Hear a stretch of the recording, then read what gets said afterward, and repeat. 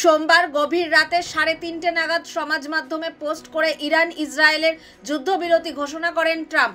আমেরিকার প্রেসিডেন্ট লিখেছিলেন, এই যুদ্ধবিরতির সিদ্ধান্ত ইরান ও ইসরায়েল দু দেশই সহমত জানিয়েছে। আগামী 6 ঘন্টার মধ্যেই সম্পূর্ণ সংঘর্ষ বিরতি শুরু হবে। প্রথমে ইরান যুদ্ধবিরতি শুরু করবে এবং তার 12 ঘন্টা পরে ইসরায়েল তা অনুসরণ করবে।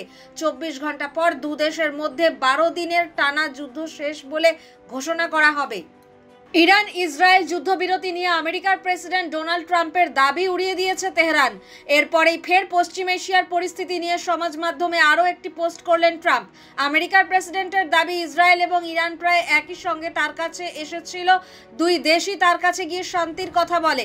ওই পোস্টেই ইরান এবং ইসরায়েলের প্রসঙ্গে ট্রাম্প লিখেছেন, দুই দেশই অনেক কিছু পেয়েছে, তবে ধর্ম এবং সত্যের পথ থেকে সরে গেলে তারা অনেক কিছু হারাতেও পারে।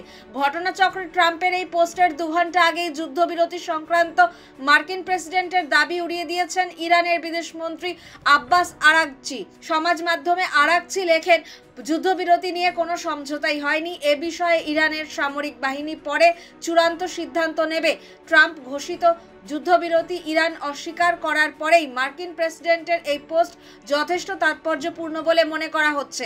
ট্রাম্পের দাবি, ইরান এবং ইসরায়েল তার সঙ্গে যোগাযোগ করে বলেছিল তারা শান্তি চায়। মঙ্গলবার সকালে ওই পোস্টে ট্রাম্প লেখেন, আমি জানতাম এটাই সঠিক সময়। বিশ্ব এবং পশ্চিম এশিয়াই আসল জয়ী।